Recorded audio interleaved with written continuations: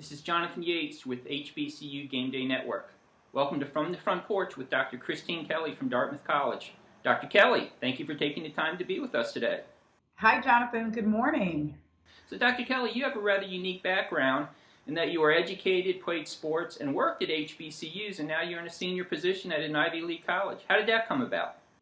Whew, how did that really come about? Honestly, it was being in the right place at the right time and knowing people who knew me and just said, "Hey, here's an opportunity. And are you interested?" Because at the time, I was the athletic director at a Division III school, Keene State College, about an hour south of Dartmouth, and someone who knew the AD at Dartmouth, who also met me just literally that year earlier.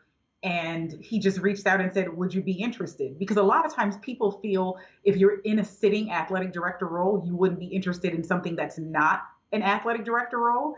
And I thought, why wouldn't I? It's Dartmouth College. And one thing led to another, and here I ended up here. So, how did your HBCU background prepare you for success at a senior position at an Ivy League school? Well, the one thing that I think a lot of people fail to realize is even though we're an Ivy League school and we're a Division I institution, we still wear a lot of hats. For example, I do event management. And if you know anything about historically Black colleges and universities, one person will do 10 jobs.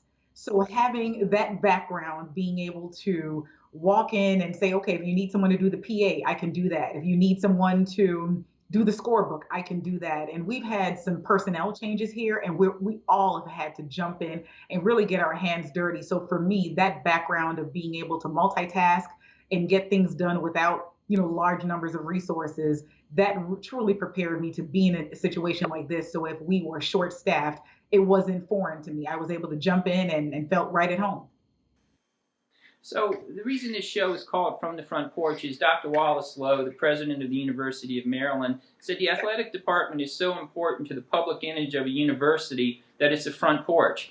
Do you feel that's true at a school like Dartmouth? Oh, absolutely. I mean, when you think about Dartmouth has about 4,000 undergraduate students, and 1,000 of them are student athletes.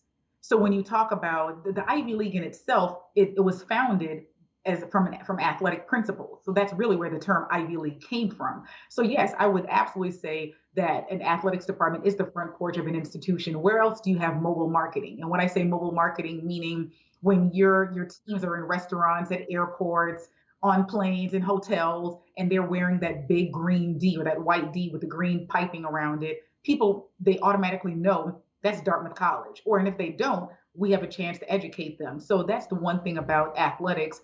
We're always out there, whether we're on, all of our games are on ESPN Plus. So we have an opportunity to be not only national, but also international. People understand the Ivy League and they understand our brand. So yes, athletics is absolutely the front porch of the institution. And the good thing from an Ivy League perspective, we also have the academic piece and the academic prowess that exists as well. So we have the best of both worlds in the true amateur model.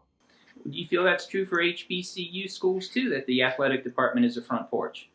Oh yes, there's no question about it. I mean, when you think of the term Grambling or Grambling State University, the first thing that normally pops into someone's mind is Eddie Robinson. There is no question. So it's not whoever the president is or whoever the president was.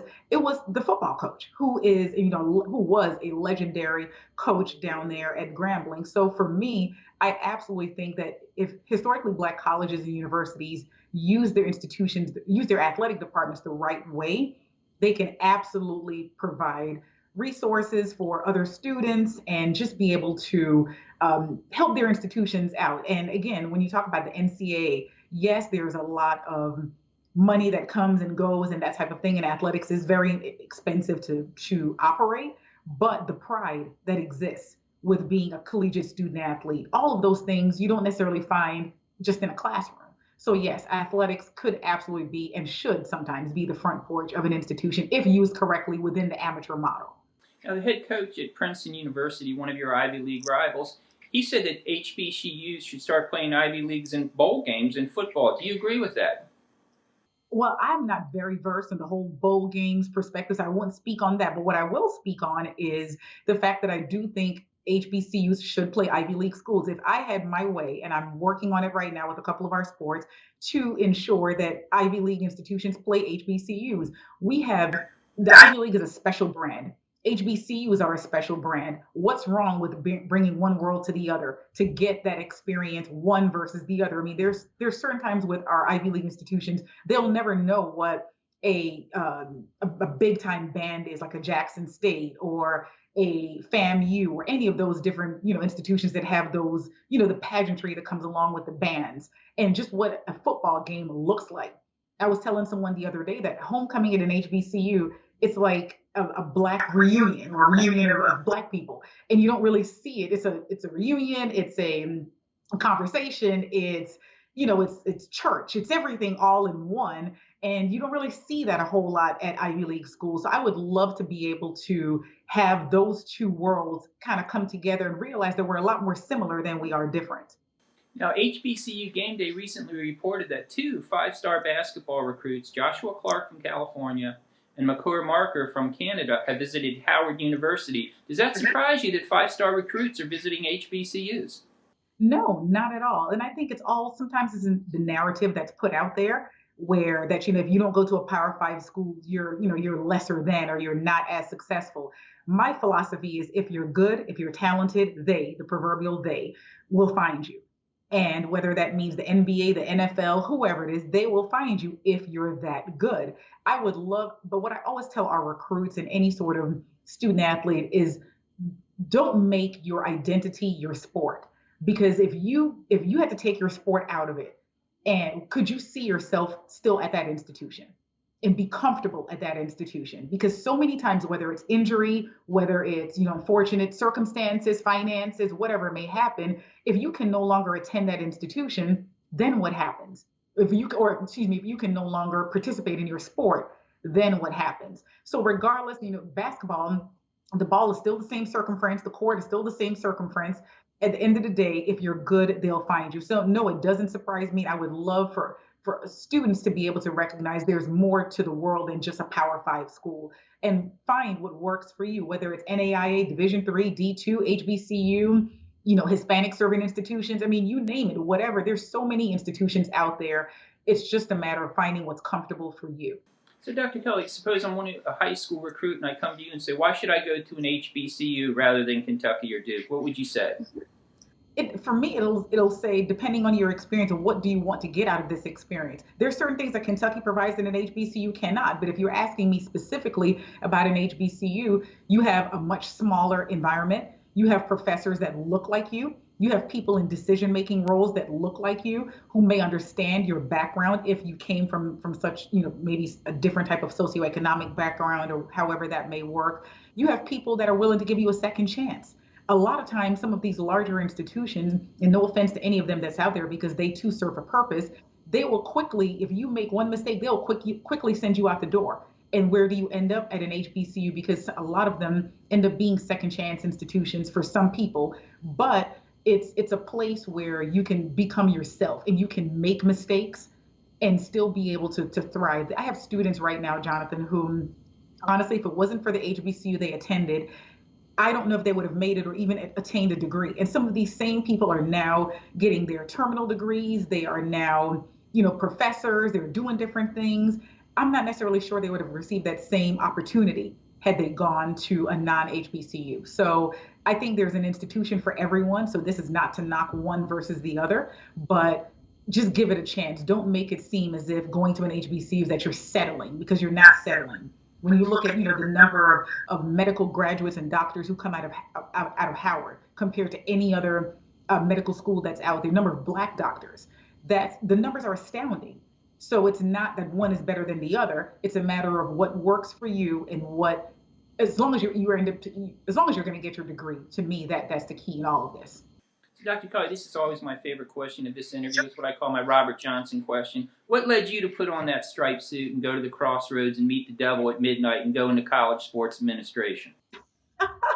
Believe that's an interesting way of putting that, Jonathan. But believe it or not, it started at my HBCU, Johnson C. Smith University. And here's the thing: I grew up in the Virgin Islands, so even though now I know more about HBCUs, I really didn't know much about HBCUs at all. So when I chose Johnson C. Smith University, it was literally, my mom said, "Where are you going to college?" And I said, "I'm not going to college." And she said, "Yes, you are." And I said, "Okay." The next person who comes to me and tells me what school they go to, if it's not too cold and not too far and I can get in, that's where I'll go. And How that's why I ironic ended you up at mentioned Johnson that. C. Smith. You probably thought Charlotte, North Carolina was cold when you first got there, and now you're about, what, 60 miles from the Canadian border? I asked one of my friends who was actually at Johnson C. Smith. I said, "Does it snow?" That was my first question there. She said, "Oh, just a little." And she was there, so I knew I would at least have a Virgin Islands connection, and that's how I ended up there. But being at Johnson C. Smith, I got myself involved in the athletics department immediately as my work study assignment. So I was typing game plans. I was typing. I mean, I could type really well, and thanks to my dad for sending me to secretarial school back when I was like 9 years old. But with that being the case, they realized that they said, oh, she can really get involved. So once I started learning more, I got more and more into sports information. I started traveling with football and basketball. I was helping to do expense reports with basketball. It was just really exciting to me to see the back end of things. And again, I didn't know anything about sport management. I just knew I love sport and being around it, anything I could do to be around sport excited me. And I just happened to make a living doing it. You also the sports information director. How did that come out to play? Do you feel that that helps you be a sports information? Well, being a sports information director, I think gives you a lot of value and understanding of the business of the backside of sports because you're there 3 hours before the game. You're there 2 to 3 hours after the game. It's a lot. It takes a lot in you. So if you talk about the proverbial H word, hazing, which we don't, we're all into anti-hazing, but you're almost hazed into college athletics by being a sports information director. But I will say it gave me a better understanding about collegiate athletics. I love telling stories about people, about our student athletes, about our coaches.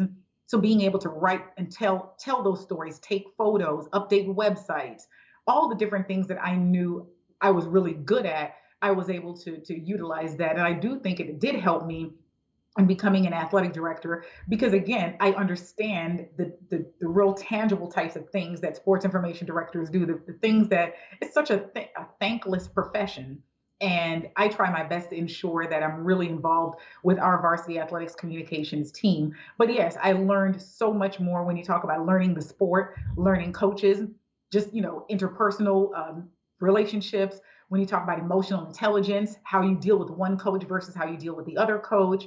I did learn a lot in sports information, and I will say that propelled me into that associate AD role, which obviously propelled me into the AD role. So, okay, props to your father for developing your typing skills. What led you to get a doctorate? Oh boy, both of my parents. Well, I will say this. So it started with my parents, and my dad always challenged us. So my sister and I both went to parochial school. So we were Catholic schoolgirls all of our lives until I decided I wanted to go to public school in 11th grade, and that took a lot of convincing with my dad. But if we got a 90, he would say, why didn't you get a 92? If we got a 92, he would say, why didn't you get a 94? So I always wanted to be successful in his eyes, whatever that would mean to make my parents, particularly my dad, happy and proud of me is what I wanted to do. But then also Dr. Dorothy Kauser Yancey, who is the president emerita at Johnson C. Smith University and Shaw University. She was the one, and I'm just one of a few that she has pushed to get a terminal degree. Because the one thing she always says is, Kristene, it's already hard being a woman.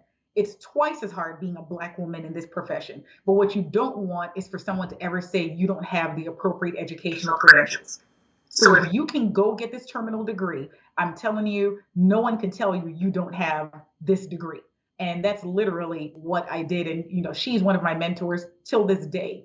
And she pushed myself and several other, I mean, I can tell you there's probably at least 10 other people who now have terminal degrees because of her mentorship and pushing. So, Dr. Kelly, do you feel that your doctorate has been crucial to your success in college sports administration? I wouldn't say crucial, but you have to use it when you need to, if that makes sense. I don't walk around saying, hey, I'm Dr. Kelly to anyone. I'm just Kristene, who just happens to have pursued this particular degree. But I will say it does open your eyes to looking, because mine was in sport management, but I really am passionate about higher education. So it allowed me to do a mentorship with our student affairs division back at St. Augustine's University and just understanding enrollment management and retention and attrition and quality enhancement and all those different types of things that you don't necessarily hear a whole lot of in athletics. But I definitely think it really helped me have a broader understanding about higher education as a whole rather than just being just singular in my vision and my thoughts with collegiate athletics. Now, based on your press background, what would you tell an athletic director the first rule for being an athletic director is in dealing with the media? One is listening. Well, first of all, let me be clear before I even say listening. It's also not picking and choosing when you want to involve the media. Because from my background, when you look at the larger schools, one thing that you hear HBCU say is, well, they only, and I'm making this up just about North Carolina, but or the Triangle area, they only cover Carolina, Duke, and State being NC State. Why can't they cover Shaw or St. Aug? Well, the difference is they, NC State, Carolina, and Duke, they can't turn on and turn off when the media is involved. The good, the bad, and the ugly, everything is reported. With HBCUs, we tend to want to pick and choose how we want to involve the media. So what does that do? Most media people are investigative type of reporters. They're going to start digging and trying to find information, and the next thing you know, information goes out. It may not be correct, and now we're backtracking and having to try to tell a different narrative. So what I would say to an athletic director is be open and honest, be candid. Obviously, you're not going to tell everything because you do have HIPAA and FERPA types of protections. But at the same time, open yourself up, make yourself available to the media so that they know you're not holding anything back. So that would be one of the first things I would say to an AD in working with the media. So basically, you want to be first with the truth. Yes, I always say control your narrative.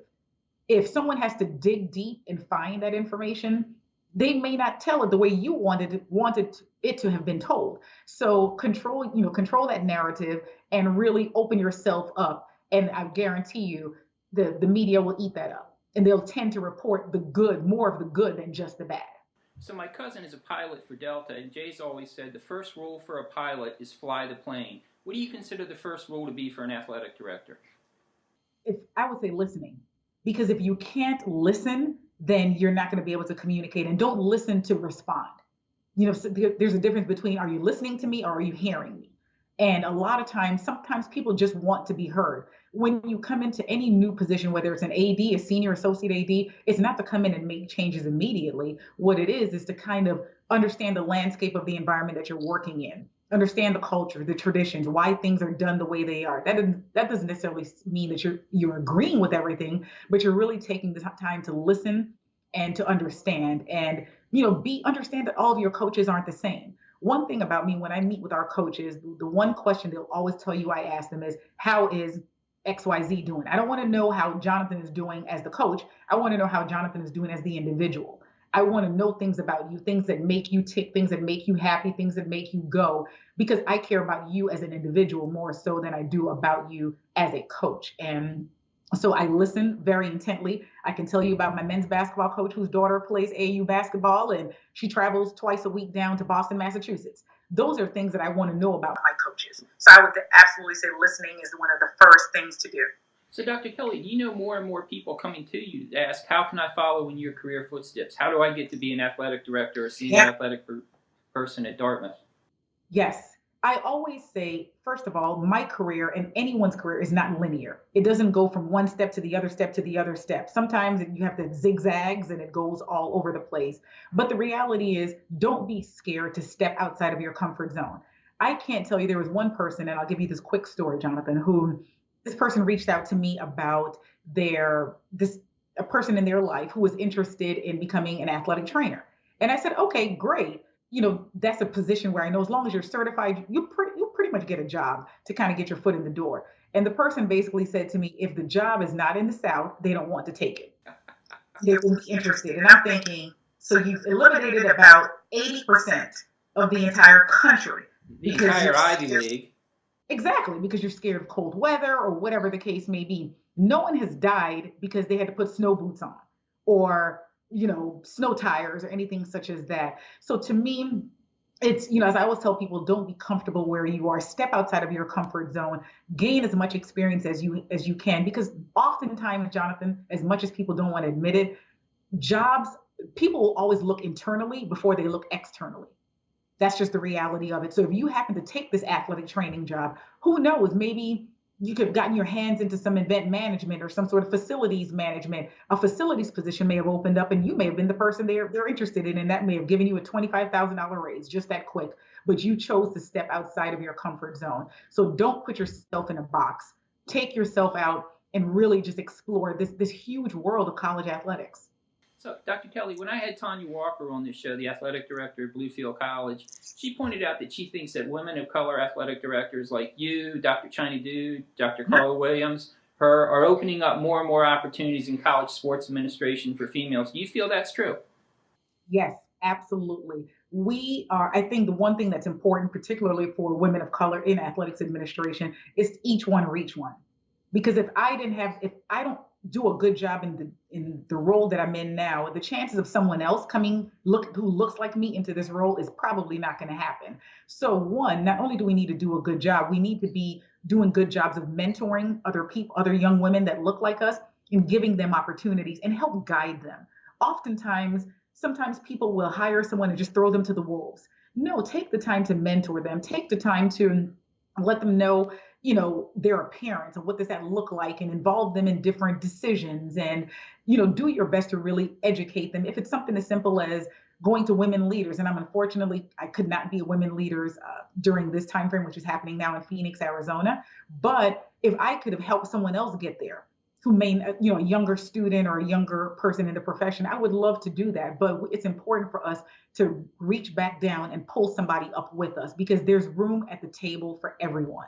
Sometimes people think, I just want to get the seat at the table. Well, and as Jackie McWilliams, famously said, if you don't have a seat at the table, you better get to know someone who does. And when you do get that seat at the table, you need to bring someone else in, because there is room at the table for all of us, and don't be intimidated by it. My cousin Jay, who flies to Delta.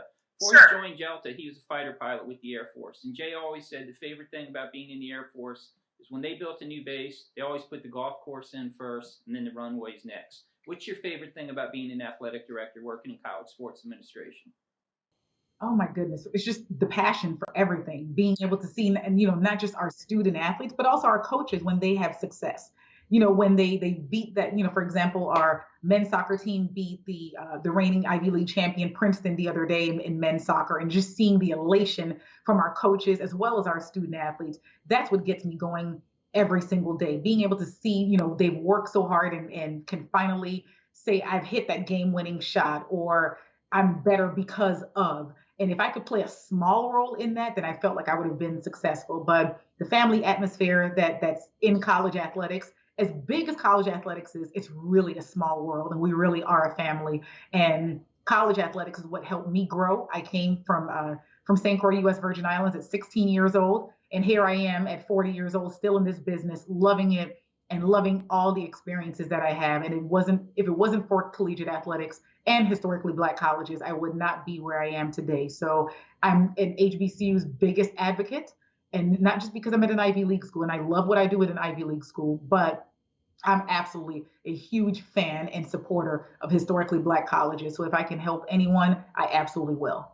Dr. Kelly, as always, it's been a pleasure to be with you. Thank you for taking the time to join HBCU Game Day Network today. This is Jonathan Yates. Thank you.